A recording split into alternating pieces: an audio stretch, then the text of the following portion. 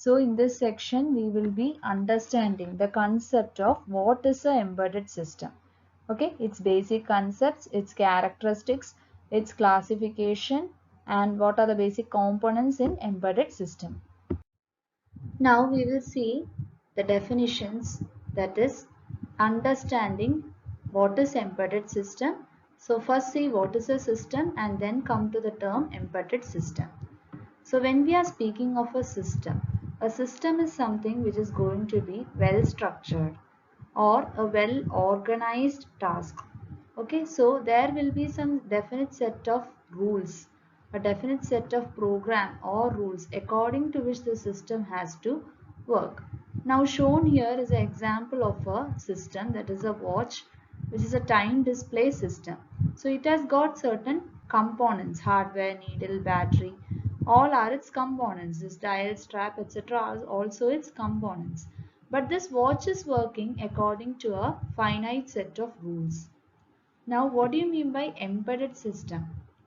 Embedded system is a system that has embedded software in a computer hardware.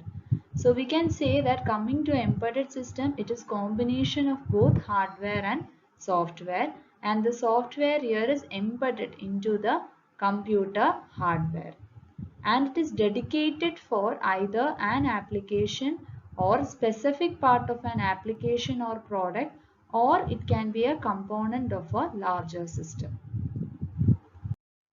So coming to the concept of an embedded system is a combination of a hardware and a software. It has got computer hardware with software embedded in it as one of its important components. That is, here you can see that there is a hardware and a software program is written. So what do we actually do? Suppose you consider that this is your target embedded hardware system. Okay, to this targeted embedded hardware, we are going to actually embed our program code. Okay, so we cannot directly write this program code in our target hardware embedded system. So we require a host PC for that. Okay, so in that host PC, we are going to write the software program. Okay, so we know how we are going to write a piece of software program code. Okay, so later after writing this program code and making into a executable file, then we are going to embed this software program into the hardware. Okay, so the targeted embedded hardware, and this becomes our final embedded system. And this software, it is going to be embedded in the read-only memory. So it does not require secondary memories as in case of a computer. Okay, so requirement of large memories is not necessary here. So software program is to be embedded into our target hardware system. Okay, so we can say in general that it is a combination of both the hardware and software. And always embedded system, it consists of only the required amount of hardware. Okay, and the application specific software. That is, it has got a dedicated function within a larger mechanical or electrical system. So it can be any type of mechanical or electrical function with the application specific software and only the required hardware components. Okay, so if you take any type of examples, for example, like our washing machine, or if we are considering a chocolate vending machine. So all of this, our air conditioning system, all of them, they require the required amount of hardware, and it is going to be application specific. And it can be either a part of a large system or a separate system. So it works on a specific plan or program with dedicated components. So these are the various definitions of the embedded system. Okay, so which we have to understand. Basically, all these definitions, they are meaning one and the same. That is, embedded systems are for specific application, and it is not like a general purpose computer, that is with the general operating system. Okay, so we have to understand the definition given by Vaney Wolf. That is any device that includes a programmable computer but itself not intended to be a general purpose computer. And another definition again are electronic systems that contain a microprocessor or microcontroller. That is obviously we know that the heart of an embedded system, it is going to be a processor. So that can be commonly a microprocessor or microcontroller. But then also we do not think of the embedded system as computers. Why? Because the computers is hidden or it is being embedded into the system. As I told in the beginning, the concept is we are actually embedding, okay, all this in this particular system. So as such, the computers are not going to be visible. Again, another definition, people use the term embedded system to mean any computer system which is hidden in any of these products. So these are the various definitions of embedded system. So embedded system, most importantly, it has to contain a processor which is going to be the heart of the embedded system. And nowadays most commonly we use a microcontroller like the ARM processor, and we know that it is now going to perform a specific dedicated function, and the software, it is being programmed, that is it is actually embedded into the ROM memory, and this software is not going to be accessible to the user. That is whichever embedded system you are considering. For example, a watch also, it is containing some piece of software, okay, in a IC chip which is being embedded into that hardware system. Okay, so whichever application it wants to perform. For example, another example like that of a calculator application, or in the case of a say a washing machine, whatever it is, the program, it is being embedded into the ROM memory, and it is not going to be again reconfigured. That option of reconfiguring is not available, and it is dedicated only for that particular specific function. Okay, so every embedded microcomputer system, it accepts the input and generates the output, and it runs in real time. The real time operations of embedded system is very important. For example, like in case of a ATM machine or a chocolate vending machine, all these are embedded system, and the very much importance is given to the real time applications. So these are some of the examples which is using the embedded systems. Okay, so some of the common examples are given. You can go through all this. Now from an examination point of view, we also have to learn about the differences between the general purpose computing system and embedded system. So we know what will be the basic difference. That is, embedded systems are for executing a specific set of application, whereas the general purpose computing system, our normal computer, it is going to execute a variety of applications. It is not that much application specific oriented. Okay, so operating system, it will be having a general purpose operating system, whereas embedded system, it will be having a real time operating system. Okay, the importance has to be given here to the real time, and any alterations are possible. Okay, in the case of general purpose computing system, that is it is possible from the end user side, that is in order to delete or remove certain application, that is reinstalling of operating system. But in case of embedded system, no alterations can be done. Okay, and performance is a key factor. In the case of general purpose computing system, faster is the better factor. But in the case of embedded system, we consider about the application specific requirements. What is our application? Based on that only we are going to specify all our requirements. Okay, we cannot generalize the performance of any embedded system. Power consumption is more in the case of a general purpose computing system when you are comparing to that of embedded system. And response time in the case of an embedded system is going to be more critical because it is going to be application oriented. For example, in the case of ATM machine, okay, so once we are going to insert our card, there is a certain amount of time by which we should get back our money. Okay, so this time is a very critical factor in the case of a embedded system. And the case of execution, in case of general purpose, it need not be deterministic, but in case of embedded, it is deterministic for hard real-time systems. Okay, so these are the general differences between the general purpose computing system and embedded system. So in case of embedded system also we can see about the power consumption, that is it can be either battery operated, or it can be power can be supplied even the power line. Okay, so always in the case of embedded system the power consumptions will be less when you are comparing to general purpose computing system. So these are some of the differences. Now we need to understand about the characteristics of embedded system. So that is always it is dealing with complex algorithm, that is operation performed by a processor in an embedded system. It may be complicated in majority of the application.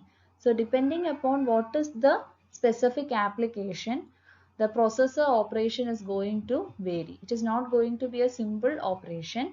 And next one is when we are studying about the components of embedded system, that is certain type of hardware components, always we have to understand that we are going to deal with the inputs and outputs which is going to be processed, and there always has to be user interface.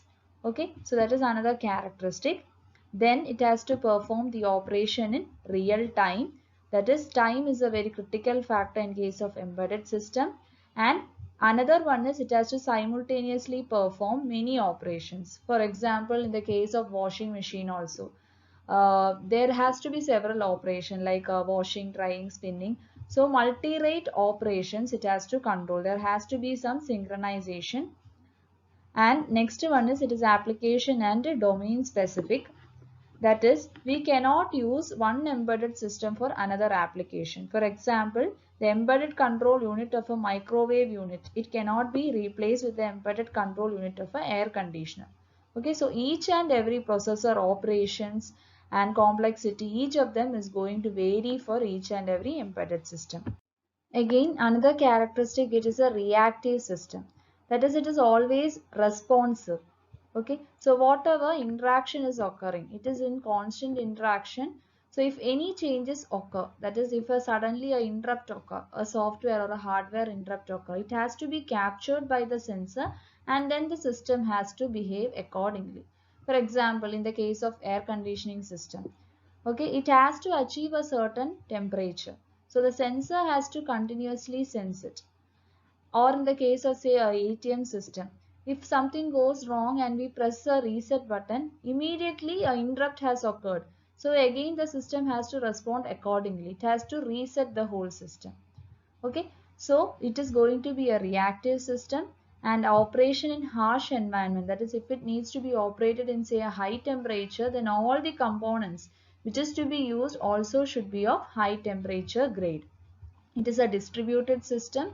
An example is given for you can take any example here. ATM example is being given. Okay, ATM machine example is given. So it also has got several distributed units. So all these distributed units has to work together. Or if you are considering the case of even a chocolate vending machine, automatic chocolate vending machine, that also has got many type of distributed system. It will contain a user interface, okay, for entering the which chocolate is required, and it may again contain a LED display system. So it is always a distributed system. Then small size and weight. Okay, so the aesthetics is also a deciding factor, and the power consumption is going to be minimum when you are considering with the general system, and it should be done with low power components like microcontroller, microprocessor, which has got the options of power saving modes. Now, before going directly into the components of embedded system, generally we have to see what all is present in a computer hardware. These are the things we already know, that always in a computer hardware also, first of all there will be a processor which is going to control and coordinate all the functions. Okay, that is for computing or performing several tasks. And we will be having a requirement of a larger memory, that is a primary, secondary memories. Okay, so additional memories also we may require the form of caches, and there is read-only memory. Okay, and random access memory for storage of both the volatile data we use the RAM, and for storing of permanent data we use the read-only memories. Okay, and always there will be input units and output units. So input will be always giving through this keyboard, mouse, etc. And then we are going to generate the output to monitor, printer, etc. And also there has to be some networking units like Ethernet card, drivers, etc. So all these networking units are only making capable of our data communication, that is by which we are able, our host computer is able to interact with our communication network, and certain input output units like the modem, that is a modulator, demodulators, etc. Okay, so these are the general things which is present in a computer hardware. So these are the components of embedded system. So now we know it has the required amount of hardware which is required for application, and then we require the application specific software, not all the software, and it may perform concurrently a series of tasks or multiple tasks. And another thing is, as we are giving importance to time here, we consider the real-time operating system. Okay, so in the next section we can see about the hardware and the software component of embedded system, and RTOS will be dealing it later. So RTOS is the one which is going to coordinate both the hardware and the software components, and it is going to define the way by which a system is working. That is, there will be simultaneously many tasks which is running in a processor. So we have to schedule it, which we are going to give priority. So all these scheduling and controlling is done by the real-time operating system. So it is going to define the rules during the execution of the application program. Okay, so these are the components of the embedded system: hardware, application software, and real-time operating system. So this shows the components of the embedded system. So as you can see that here we are having power supply. Obviously we know that we are going to use some processors in our system, or all the embedded hardware, whatever embedded hardware components, all of them is going to require a power supply by which it is going to work. Okay, for example, you consider the case of embedded hardware like a Raspberry Pi or a Arduino board, that will also require a power supply. Okay, so their DC power supply has to be given. So there is a requirement of providing this power supply, and there is a requirement of reset and oscillator circuit. That is, many tasks will be performed by a embedded system simultaneously. So for synchronization, these clock oscillator circuits are necessary, and if anything goes wrong in between, it has to work in a real-time environment, and your reset circuitry also has to be provided. Okay, that is, there may be interrupts which is occurring. So there will be interrupt controllers and reset circuits, and then again there will be timer circuits, and also you can have watchdog timers also in case of embedded system. So all these components we will see a little more in brief or in detail in the next part. Okay, so now we are seeing what are the components. That is timers, that is in order to control the timing of certain operation. Okay, so we may be having timers, and that is also a watchdog timer which is going to reset the system after certain time. Okay, so all those timer circuits will be present, and again processor, which is the most important hardware component of an embedded system. Okay, that is going to be the heart of a embedded system. You can have several processors with microcontrollers being the most common.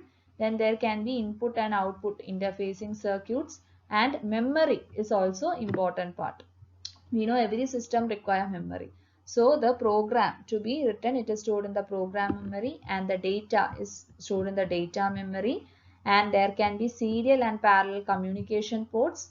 So serial communication ports will transfer data only one bit at a time, whereas parallel ports you can transfer multiple bits at a time. Okay, so this serial communication and some of the parallel communication protocols and function we will be covering in the second module actually. And then there will be system application specific circuits, that is based upon what is our application we have to use different circuitries. So when you are asked to explain the component of embedded system, you have to give this figure, and in next section we can see the component of these embedded systems. So these are the three classifications of embedded system. There is small scale, medium scale and sophisticated embedded system. So when we are comparing the processor, it will be of 8 or 16 bit in case of small scale, 16 or 32 bit in case of medium scale, and it will be 32 or 64 reduced instructions in the case of a sophisticated embedded system, or it can use the programmable gate arrays, or it can be application specific integrated circuit, or a field programmable logic array. So it will be more complicated, that is the processors will be more complicated, and hardware complexity also increases when we move from small scale to sophisticated scale. Similarly for a software also. Okay, so in case of sophisticated embedded system, we require a high performance real-time operating system, and in the power also the complication increases when we are moving from a small scale to sophisticated scale. And when we are speaking of the tool availability, okay, small scale they can be programmed in a single environment, for example such as that of a C language, and in the case of medium scale, we have to use a high level programming languages like C++, Java, etc. And when we are coming to sophisticated, again the complexity will increase. Okay, so in the small scale, we can say that we can use only say simple type of software tools like that of editor, assembler, etc. And coming to medium scale, again, we have to use much more complex. We need a simulator, debugger, or certain types of such type of complex software tools. Okay, and coming to sophisticated, again, depending upon the applications, it will be varying. Okay, more and more complexity will be there. Okay, it has to perform say certain types of mathematical operation or transformation algorithm. So whatever, depending upon that, we have to go on increasing our software tools as we move from small scale to sophisticated scale. So just understand these classification of embedded systems. So in this section, we have seen about the introduction to the embedded system, the concept, okay, the classification, the basic components in the embedded system, its characteristics, etc.